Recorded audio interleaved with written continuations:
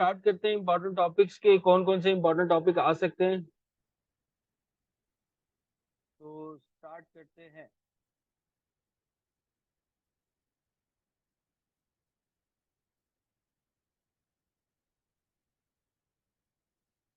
देखिए, स्टैटिस्टिक्स में होता ये है के अंदर आपके ना तीन सेक्शंस होते हैं। एक होता है सेक्शन ए। अगर हम बात करें, हमारे पास एक सेक्शन आ रहा होता है section A.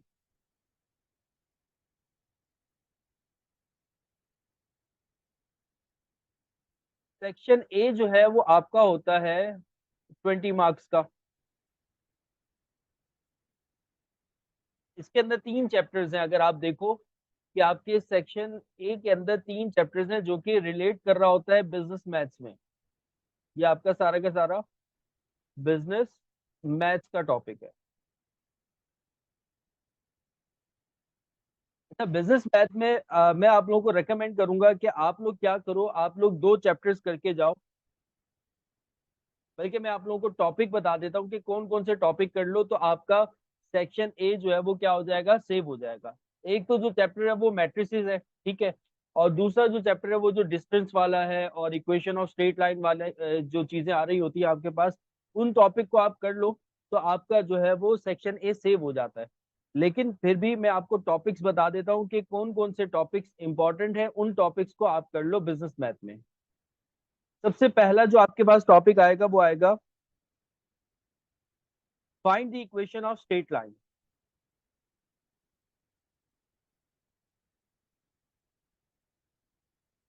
Find the equation of straight line. अच्छा, एग्जामिनर अब आपको वो कहता है कि आप क्या करो, equation of straight line find out करो। अब equation of straight line find out करने के लिए वो आपको गिवन में क्या क्या दे रहा होता है। जैसे कभी कभार ऐसा होता है कि वो दो पॉइंट्स आपको दे देता है और आपको कहता है equation of straight line find out करके दिखाओ। कभी ऐसा होता है कि आपको वो एक पॉइंट देता है और साथ में आपको स्लोप दे देता है और कहता है आप equation of straight line find out करके दिखाओ। और कभी कभार ऐसा हो रहा होता है कि वो आपको इंटरसेप्ट दे देता है, एक्स इंटरसेप्ट और वाई इंटरसेप्ट दे देता है और आपको कहता है कि इसकी हेल्प से आप लोग इक्वेशन ऑफ स्ट्रेट लाइन जो है वो फाइंड आउट करके दिखाओ। तो अब आपको क्या करना है, इक्वेशन ऑफ स्ट्रेट लाइन में when one point and slope is given, आपको वो एक पॉइंट दे देगा और साथ में स्लोप दे देगा और कहेगा आप इक्वेशन ऑफ स्ट्रेट लाइन जो है वो फाइंड आउट करके दिखाओ, ठीक है। या फिर वो आपको कहेगा,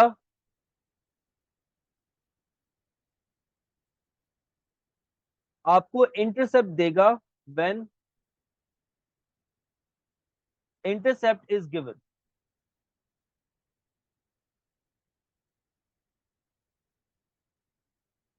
अब वो इंटरसेप्ट आपको एक्स इंटरसेप्ट भी दे सकता है और वाई इंटरसेप्ट, दोनों इंटरसेप्ट देगा और कहेगा आप उसकी हेल्प से इक्वेशन ऑफ स्ट्रेट लाइन जो है वो फाइंड आउट करके दिखाओ। ये दोनों क्वेश्चन जो है वो इस तरीके से आ सकते हैं। फाइंड आउट को क्या करना होगा, equation of straight line find out करनी होगी। फिर उसके अलावा ऐसा भी हो सकता है कि आपको एक्स इंटरसेप्ट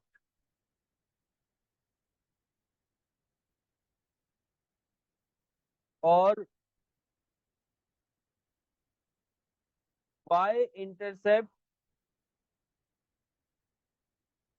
फाइंड आउट करने को कहे, कि आपको वो एक इक्वेशन ऑफ स्ट्रेट लाइन दे दे, यानी कि एक लीनियर इक्वेशन दे दे और आपको कहे कि इसकी हेल्प से आपने क्या करना है, एक्स इंटरसेप्ट और वाई इंटरसेप्ट जो है वो फाइंड आउट करके दिखाना है, या फिर आपको साथ में स्लोप भी फाइंड आउट करके दिखाना है।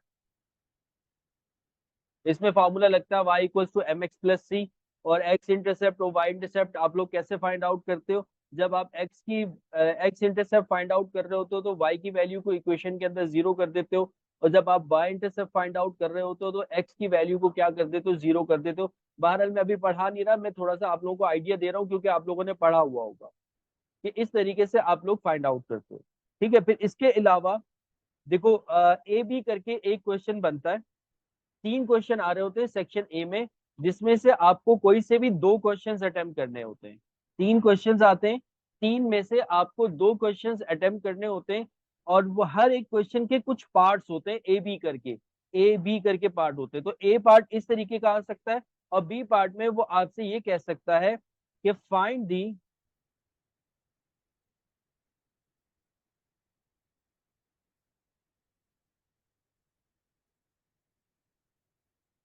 फाइंड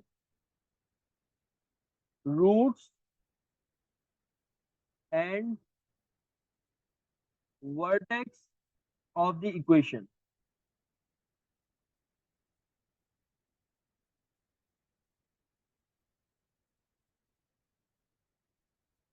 आपको एक क्वाड्रेटिक इक्वेशन या सेकंड डिग्री इक्वेशन दे देगा, और आपको कहेगा इसकी हेल्प से रूट्स और वर्टेक्स जो है वो फाइंड आउट करके दिखाओ। और साथ में एक नंबर का सवाल वो आपसे ये पूछ सकता है, विच वे पैराबोला ओपन।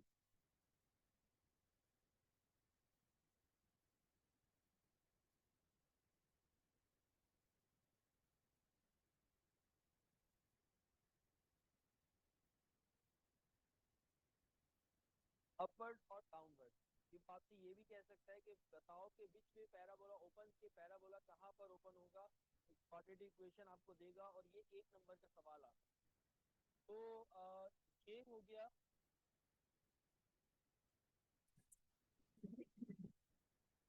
इस तरह के क्वेश्चंस है। अच्छा, एक एक क्वेश्चन तो आपका इनमें से आएगा। अब दूसरा क्वेश्चन जो है वो आपका मैट्रिक्स में आएगा।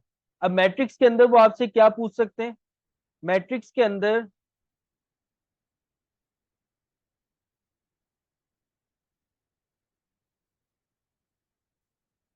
वो आपसे डिटर्मिनेंट के हवाले से पूछ सकते हैं।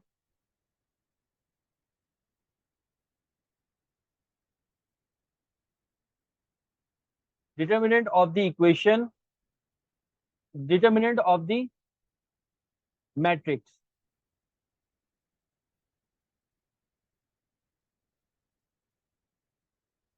अच्छा, डिटर्मिनेंट जो है वो आपसे 3 बाय 3 मैट्रिक्स का पूछेंगे, यानी कि उस मैट्रिक्स के 3 कॉलम्स होंगे और 3 रोज होंगी, और वो आपको कहेंगे कि डिटर्मिनेंट जो है वो फाइंड आउट करके दिखाओ। तो डिटर्मिनेंट आपसे पूछ सकते हैं। ये मैं दूसरे क्वेश्चन की बात कर रहा हूँ, कि एक क्वेश्चन तो जो मैंने आपको बताया कि ए बी पार्ट करके, ए बी या सी पार्ट करके इस तरीके से आ सकता है। और दूसरा क्वेश्चन जो है वो मैट्रिक्स में आ सकता है, कि उसमें एक पार्ट में वो आपसे डिटर्मिनेंट पूछ सकते हैं, या फिर वो आपसे क्रैमर्स रूल पूछ सकते हैं।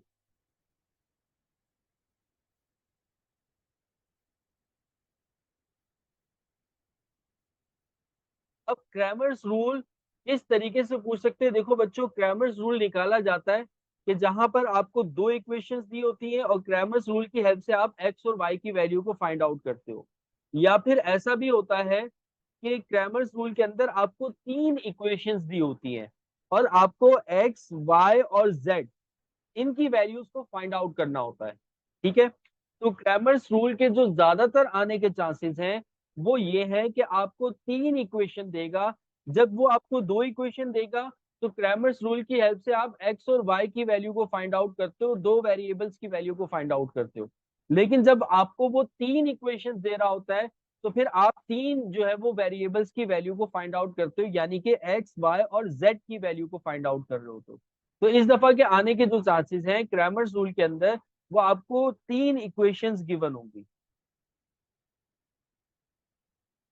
Cramer's rule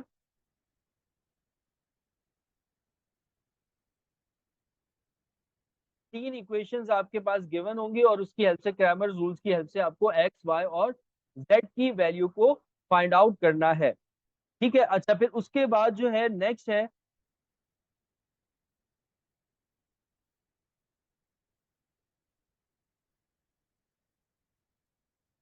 A inverse. A inverse आपको फाइंड आउट करना, और मैट्रिक्स होगी 2 बाय 2 की, यानी कि 2 आपके पास रोज होंगी और 2 आपके पास क्या होंगी, कॉलम होंगे। तो इनकी आप लोग प्रैक्टिस करके जाएगा, और मैट्रिसेस के अंदर मल्टीप्लीकेशन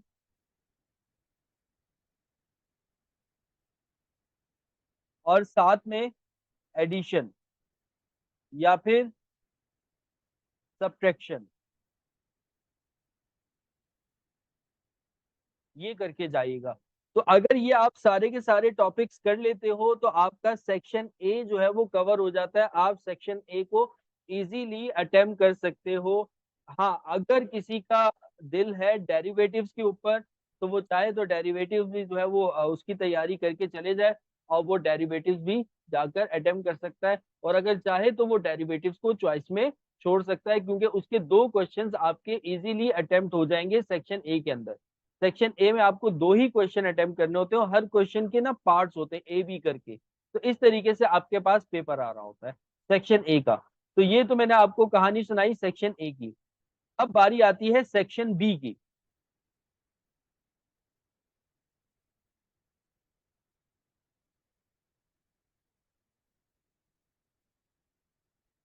सेक्शन बी जो है वो आपका पूरा का पूरा स्टैटिस्टिक्स है।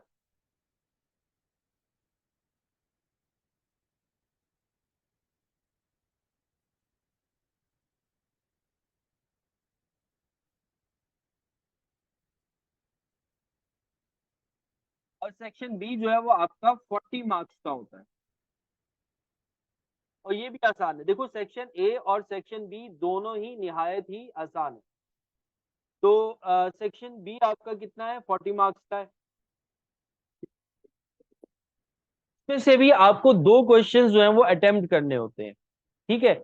और वो हर क्वेश्चन ए बी पार्ट करके आ रहा होता है। कभी कभार एग्जामिनर आपको 3 क्वेश्चंस दे देता है, 3 में से आपको 2 करने होते हैं। और कभी कभार आपको वो 4 क्वेश्चन दे देता है। ज्यादातर ऐसा होता है कि 3 क्वेश्चंस आपको दिए जाते हैं और 3 क्वेश्चंस दिए जाते हैं, या कभी कभार ऐसा भी होता है कि 4 क्वेश्चंस भी आपको दे देता है। तो आपको करने कितने होते हैं, 2 क्वेश्चन अटेम्प्ट करने होते हैं। तो अब सेक्शन बी के अंदर जो इम्पोर्टेंट टॉपिक हैं वो कौन कौन से हैं जिनकी आपको प्रैक्टिस करना है। सबसे पहला जो इम्पोर्टेंट टॉपिक है वो है mean median and mod. Mean median and mod from group data.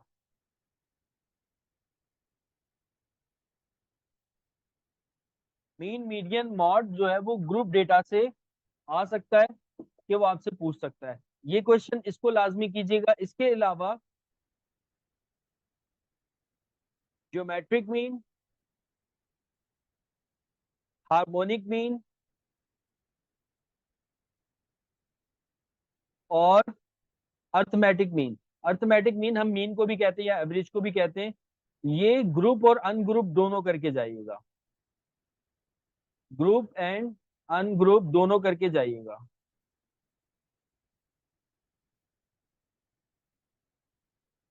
एक तो ये हो गया mean median mode, geometric mean, harmonic mean और arithmetic mean. Arithmetic mean, geometric mean, harmonic mean, ये आपको ग्रुप और अनग्रुप डेटा दोनों से करना है। मीन मीडियन मॉड आपको सिर्फ ग्रुप डेटा से करना है, अनग्रुप डेटा से करने का इतना कोई फायदा नहीं है एज सच, ठीक है।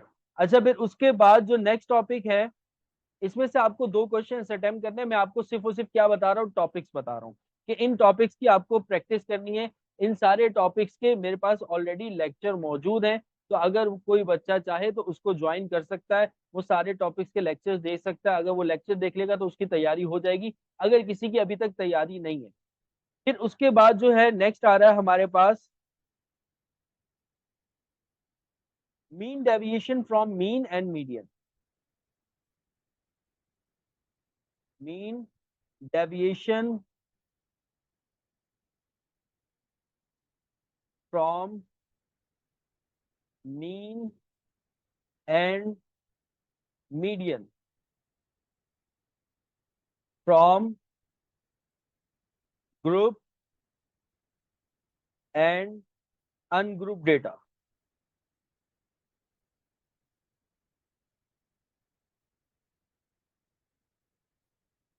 ठीक है। तो एक और क्वेश्चन आपके पास आ सकता है, वो ये आ सकता है कि mean deviation from mean and median from group data और एंड ग्रुप डेटा, इसकी प्रैक्टिस करके चले जाइएगा। ये भी आ सकता है, ठीक है। इसके अलावा जो है ये, अच्छा मैं सेक्शन बी में आपको जो जो टॉपिक्स बता रहा हूँ, अगर ये आप इनको प्रैक्टिस कर लोगे और इनकी तैयारी कर लोगे तो आपका विद चॉइस होगा। मतलब सेक्शन ए के अंदर तो मैंने आपकी चॉइस वैसे ही हटा दी ना, मैंने बोला डेरिवेटिव का आपकी मर्जी है, आपने करना है करो, नहीं करना ना करो, कोई मसला नहीं। तो वहां पे चॉइस खत्म हो गई आपके पास। वो वाले टॉपिक्स करेंगे तो आपके दोनों क्वेश्चन अटेम्प्ट होंगे, वरना नहीं होंगे। सेक्शन बी के अंदर अगर ये सारे टॉपिक्स कर लोगे तो आपका विद चॉइस पेपर हो रहा होगा, कि आपके पास चॉइस भी आ रहा होगा। ठीक है,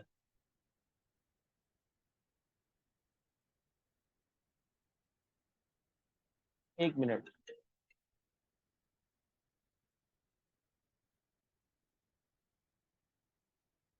एक मिनट, तो आप आगे चलो। नेक्स्ट आपके पास coefficient of variation from ungroup data.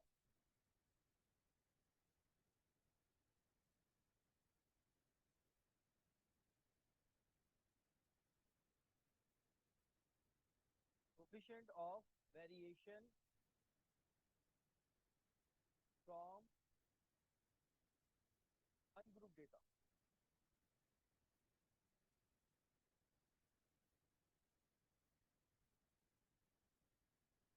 अच्छा, ये जो कोफिशिएंट ऑफ वेरिएशन है फ्रॉम अनग्रुप डेटा, इसमें ना आपको दो डेटा दिए जाएंगे, मशीन ए और मशीन बी दे दिया आपको, बैट्समैन ए और बैट्समैन बी दे दिया, या आपको प्लांट ए और प्लांट बी दे दिया।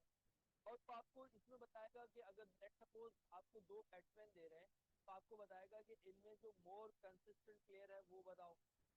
तो आपको दोनों डेटा के कोफिशिएंट ऑफ वेरिएशन निकालने होंगे और उसमें फिर रिजल्ट लिखना होगा कि इनमें से मोर जो आपका कंसिस्टेंट प्लेयर है या एवरेज प्लांट प्रोडक्शन किसकी अच्छी है वो बताओ। तो इस तरीके से coefficient of variation from ungroup data normally आता है, ग्रुप डेटा नहीं आता। अगर टाइम है तो ग्रुप डेटा की भी प्रैक्टिस कर लेना। तो ये आ सकता है कोफिशिएंट ऑफ वेरिएशन, दोनों डेटा के आपको निकालने हो और आपसे वो पूछ रहे हैं।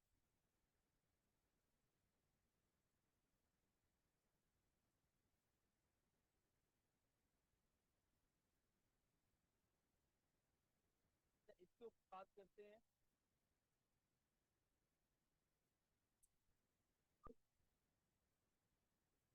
नेक्स्ट आ जाओ। नेक्स्ट क्या है आपके पास?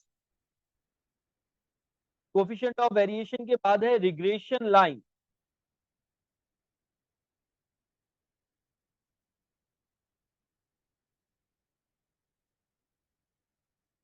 Regression line y on x, ज्यादातर चांसेस ये हैं कि वो आपसे रिग्रेशन लाइन पूछ सकता है, और रिग्रेशन लाइन के अंदर y ऑन x आपको वो फाइंड आउट करने को कह सकता है, और y ऑन x करने के बाद फिर वो आपको एस्टिमेट करने को कह सकता है कि एस्टिमेट भी करके बताओ।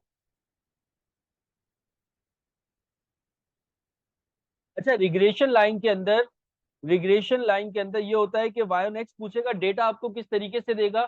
कभी कभार ऐसा होता है कि एक्स और वाई की वैल्यूज वो आपको दे रहा होता है, आप समीशन एक्स वाई पूरा डेटा खुद कैलकुलेट करते हो।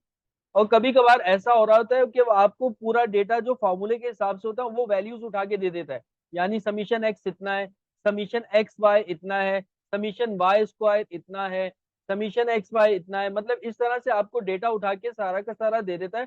आपने जस्ट उस डेटा को पिक करना होता है और फॉर्मूले के अंदर पुट करना होता है, तो आपका आंसर आ जाता है। तो इस तरीके से आपके पास रिग्रेशन लाइन वाई और एक्स आपसे पूछ सकता है, और साथ में एस्टिमेट करने को भी कह सकता है। तो इसकी प्रैक्टिस कर लीजिएगा। अच्छा, फिर उसके बाद नेक्स्ट आते हैं।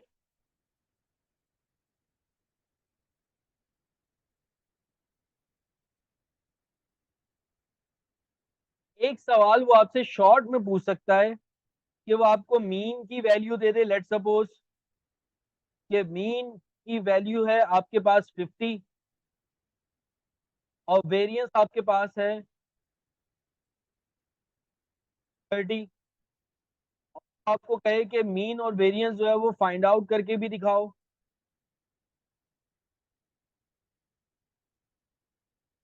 ये प्रॉपर्टी ऑफ वेरिएंस में से आ सकता है। और आपको साथ में एक इक्वेशन दे देता है y की, कि y इक्वल्स टू 2x-15। ऐसे पास पेपर्स में उठा के देखोगे, इस तरह के भी क्वेश्चन आए हुए। ये 2 से 3 नंबर का, 4 नंबर का शॉर्ट में आ जाता है। तो इसकी भी आप लोगों ने प्रैक्टिस करनी है, इसको भी करना है। ठीक है, करनी कैसे? अगर किसी को मुझसे पढ़ना होगा तो वो मुझे जो है वो मैसेज कर दे, तो हम लोग उसकी क्लासेस भी अरेंज कर देंगे। हमारी लाइव क्लासेस होती हैं तो वो उसमें एडमिशन ले सकता है। वैसे भी हम 1 तारीख से जो है वो एक नया सेशन जो है वो फास्ट ट्रैक क्लासेस स्टार्ट करें, वो चाहे तो उसमें भी ले सकता है, उसमें अकाउंटिंग और स्टैटिस्टिक्स की क्लासेस होंगी, लेक्चर्स होंगे। अब आ जाओ, नेक्स्ट है, लास्ट है बेटा, लेस्पेयर, पास्टेज और फिशर, या फिशर इंडेक्स ही कर लो, फिशर इंडेक्स में ही सारे के सारे आ जाते हैं, और साथ में लेस्पेयर, पास्टेज और फिशर।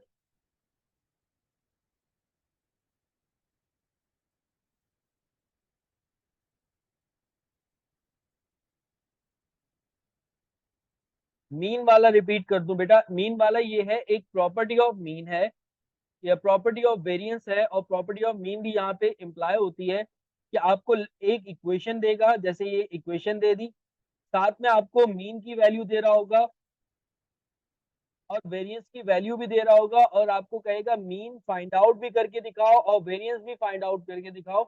इस तरह के भी पास पेपर में क्वेश्चंस आए हुए हैं। ये शॉर्ट में ए बी मतलब सी पार्ट करके आ जाएगा, छोटा सा एक पार्ट करके आ जाएगा, इस तरीके से आ सकता है। और लेस्पेयर, पास्टेज, फिशर, ये आप लोगों करके जाना है बेटा। अगर ये आपके टॉपिक कर लेते हो सारे के सारे सेक्शन बी के जो मैंने आप लोगों को बताए, तो इसमें आपका पूरा सेक्शन बी इजीली कवर हो सकता है और विद चॉइस कवर हो सकता है। ठीक है, आपके पास चॉइस भी होगी। अब आ जाओ, नेक्स्ट है आपका सेक्शन सी, जो आप लोगों को लगता है मुश्किल। सेक्शन सी में बेटा क्या होता है, सेक्शन सी में ना आपको जो है वो 4 क्वेश्चंस दिए जा रहे होते हैं, 4 में से आपको 2 अटेम्प्ट करने होते हैं, और इसके भी जो मार्क्स होते हैं वो 40 मार्क्स का आपका पेपर होता है। तो एक क्वेश्चन 20 मार्क्स का होता है, 2 क्वेश्चन आपको अटेम्प्ट करने होते हैं सेक्शन सी में से।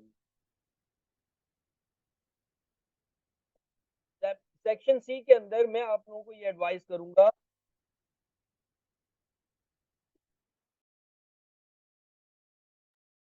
एक तो ये होता है कि या तो आप प्रोबेबिलिटी के 3 चैप्टर्स हैं उनको प्रिपेयर करके जाओ सही तरीके से, तो आपका पूरा का पूरा सेक्शन सी इजीली कवर हो जाता है। कि आप 3 चैप्टर्स हैं प्रोबेबिलिटी के, प्रोबेबिलिटी डिस्ट्रीब्यूशन, प्रोबेबिलिटी टूल्स, मतलब 8, 9 और 10। चैप्टर नंबर 8, चैप्टर नंबर 9 और चैप्टर नंबर 10, ये 3 चैप्टर्स अगर आप सही तरीके से कवर करके जाते हो तो आपका सेक्शन सी कवर हो जाता है, आपके 2 क्वेश्चन इजीली निकल जाते हैं। या फिर आप chapter number 11 sampling, chapter number 12 estimation और चैप्टर नंबर 13 हाइपोथेसिस, इन 3 चैप्टर्स को आप अगर करके जाते हो तो आपका सेक्शन सी जो है वो इजीली कवर हो सकता है।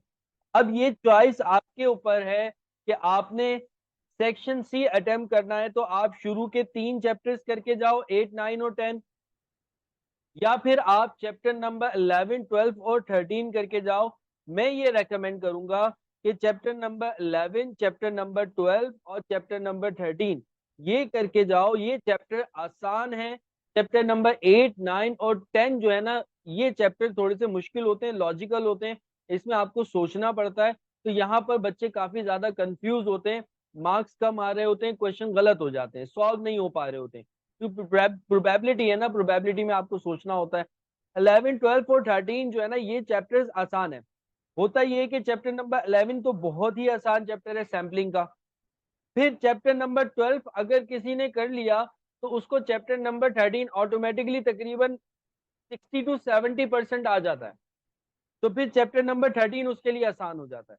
तो चैप्टर नंबर 11, 12, 13 के लेक्चर्स अवेलेबल है, हमारा जो ग्रुप चल रहा है ऑनलाइन का, वो वहां से देखकर अपनी प्रिपरेशन कर सकता है कि 11, 12 और 13 कर लो आराम से। जितने मैंने लेक्चर्स दिए हैं उन लेक्चर्स को ही कर लो अगर आप, तो आपका सेक्शन सी इजीली कवर हो सकता है। तो अगर कोई चाहे तो हमारा 1 अगस्त से क्लासेस स्टार्ट हो रही हैं, लाइव क्लासेस होंगी, उसके अंदर अकाउंटिंग और स्टैटिस्टिक्स का आप लोगों को पढ़ाया जाएगा। ये जितने भी इंपॉर्टेंट टॉपिक्स जो मैंने आप लोगों को अकाउंटिंग में बताए और जो मैं आप लोगों को स्टैटिस्टिक्स के अंदर बता रहा हूँ, ये सारे के सारे इंपॉर्टेंट टॉपिक्स उसमें पढ़ाए जाएंगे। तो अगर कोई बच्चा एडमिशन लेना चाहता है तो व्हाट्सएप पे मुझसे कांटेक्ट कर सकता है, 0312 2576 355, ये मेरा व्हाट्सएप नंबर है। नीचे डिस्क्रिप्शन पे भी मैं व्हाट्सएप नंबर दे दूंगा। तो हमारी ऑनलाइन क्लासेस वो स्टार्ट कर सकता है। और वो जो ऑनलाइन क्लासेस हैं वो निहायत चीपेस्ट कॉस्ट के अंदर है। मतलब उसमें बहुत ज्यादा आप लोगों को पैसे नहीं देने, बहुत ही, क्योंकि पता है मुझे सारे के सारे जो बच्चे जितने भी हैं यहाँ पर, मोस्टली एडीसी के अंदर या एडीए के अंदर जो बच्चे पढ़ रहे होते हैं वो मॉर्निंग में जॉब कर रहे होते हैं। एक तो मेहनत करके वो कमा रहे होते हैं, साथ में अब वो अपने बच्चों को, अपने पेरेंट्स को भी सपोर्ट कर रहे होते हैं, और साथ में अपनी स्टडीज भी कर रहे होते हैं। तो फी पे करना एक थोड़ा सा मुश्किल होता है, टाइम मैनेजमेंट का भी मसला होता है कि टाइम भी नहीं होता उनके पास, जॉब में इतना बिजी होते हैं। तो इस वजह से वो क्लासेस भी रात के टाइम होंगी, 9 से 10 बजे के टाइम, या 10 से 11 के टाइम वो क्लासेस होंगी।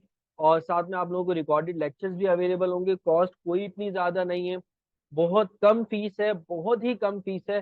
चलो मैं इतना कर देता हूँ कि अगर किसी बच्चे के पास पैसे नहीं है और वो पढ़ना चाह रहा है, तो वो मुझे पर्सनली टेक्स्ट कर दे कि सर मेरे माशी हालात इतने अच्छे नहीं है, तो मैं उसको वैसे भी पढ़ा दूंगा। वो हमारी ऐसे भी ऑनलाइन क्लासेस जो है वो ज्वाइन कर सकता है, कोई मसला नहीं है, कोई इशू नहीं है। आप लोगों ने बस पढ़ना है, ठीक है। तो ये सारी बातें मैंने आप लोगों को बता दी। इतना मैंने आप लोगों के लिए आसान कर दिया पेपर। आगे आप लोगों की मर्जी है, मेरे लेक्चर्स को लाजमी आगे शेयर किया करो, मेरी बातों को लाजमी आगे शेयर किया करो। अपना ख्याल रखना, मुझे दुआओं में याद रखना बच्चों। अल्लाह हाफिज।